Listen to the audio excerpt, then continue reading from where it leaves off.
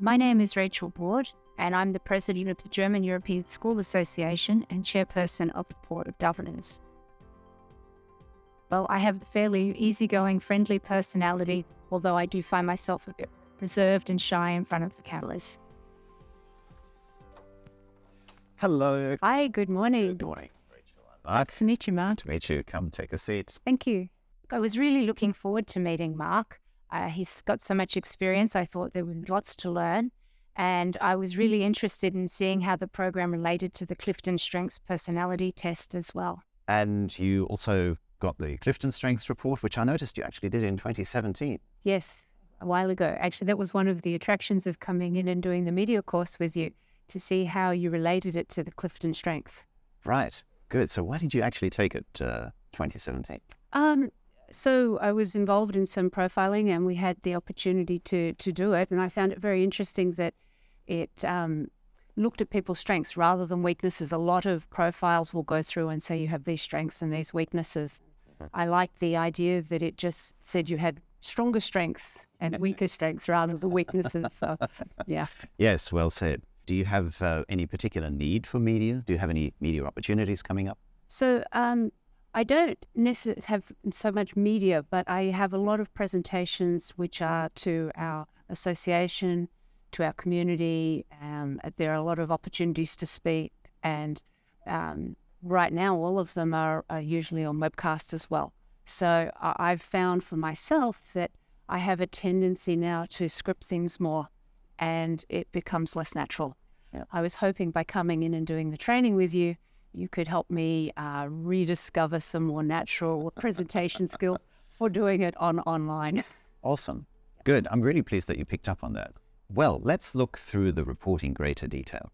So the fact that you have a number one achiever talent is really good for the intensity that you bring to your presentations. As members of an audience, we want to see somebody who feels passionate about the subject, who is very clearly on a mission. Mm-hmm. And that really sweeps audiences along because we can see that this person's going somewhere, I want to be with them.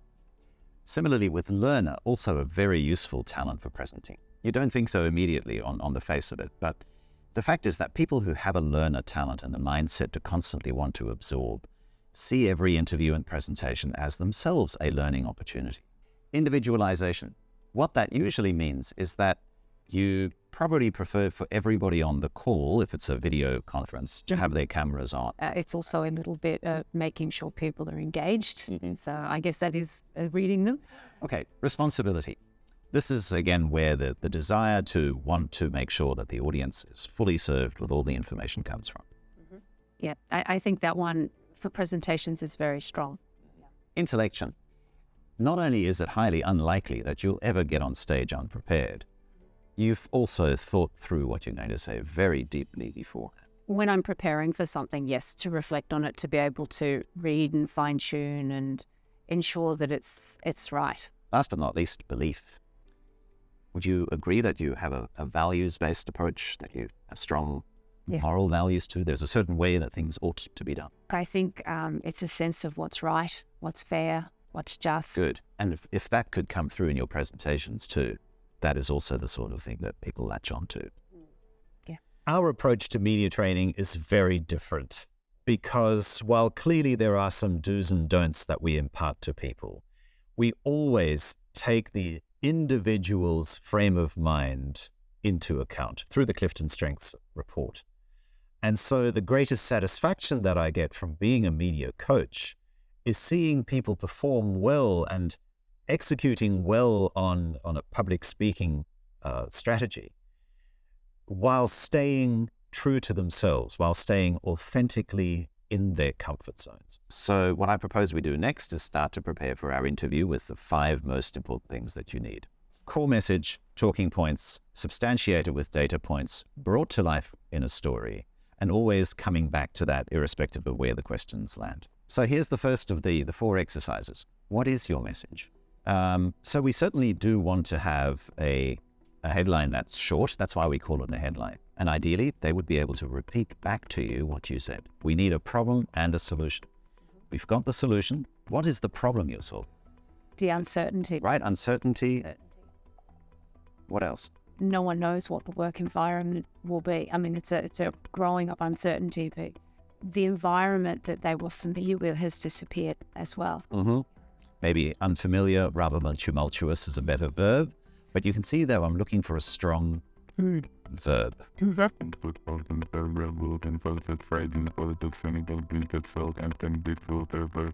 Find words that you're comfortable with. I'm just here to suggest. Jess focuses on future skills through beyond classroom program for new career paths. I think beyond classroom is also, I've put a hyphen in because presumably that's... It's a set program. Okay, so be sure to deliver that very deliberately so that the journalist actually catches it. Next, we need to work out the talking points. Jess is focusing on future skills through beyond classroom programs. Yep. And we're doing that in 3 ways. First, through internships. Second, through competitions, and then future-oriented programs. Okay. Going well so far. Okay. What are the things that Jess brings to the party to achieve that? So, firstly, through partnerships. Secondly, through international competitions. And then industry experts, maybe. And what are the outcomes or results of all of this? So the outcome is meeting higher expectations. Secondly, to help students make informed decisions. Thirdly, to provide experience, relevant experience maybe. Okay, 2 more things. The first is data points. When you communicate these data points, please automatically paraphrase and triangulate. What I mean by that is that on occasion, spokespeople give a data point. Let's say the number of students. How many students are there actually? About 1,800. 1,800, right? And yet, when you then see the story published in the newspaper, it's like 800 or 1,880 or I don't know, whatever other number people make up. Yeah. You kind of ask yourself, I was so clear in the way that I communicated that number. Why didn't the reporter get it? And so part of the reason is that when this number appears without context, it's actually surprisingly hard to understand. So what I need you to do is triangulate, which means to paraphrase the number, ideally in 2 different ways. So we have about 300 students in our preschool, and then the others are about equally split between our primary school and our secondary school, so about 750 students in each section, giving a total of about 1,800 students. Cool. So now there's much less likelihood that I'll write 180 context in a few minutes when we do our interviews. If you give a number without context, I'll deliberately ask you a question that misunderstands the numbers, and then you get the message. Okay. Okay? Okay.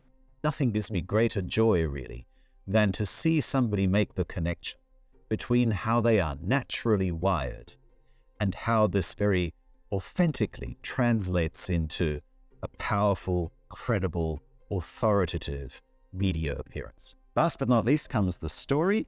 You can see that there is a little bit of a formula there that helps to lay out your storytelling. I don't know much about these programs, but can I tell a story and then you can tell me how that matches? Okay. So these internships are critically important for the kids to get first-hand experience of what the job is really like. In the past, if these experiences didn't exist, if these internships didn't exist, students might have a particular view of a certain industry, no real experience of it.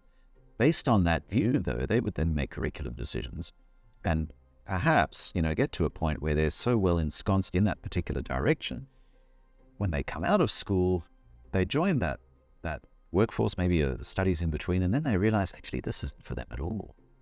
And worse, they've now studied or gone into a particular direction when actually they wanted to go this way.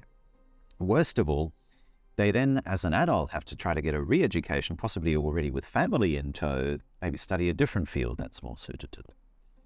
So as a result of having the internships at school, you now have a totally different opportunity. First of all, at a much younger age, you're already outplaced to one of our industry partners. You spend, how long? 3 months? 3 months there in the office. So you already get a feel for, is this really what I want to do? As interns, you also have a broad variety of exposures. So maybe you thought about chemistry, but you discovered that as part of this internship that the sales area actually really is of interest to you, and you can apply your love for chemistry in sales conversations with customers.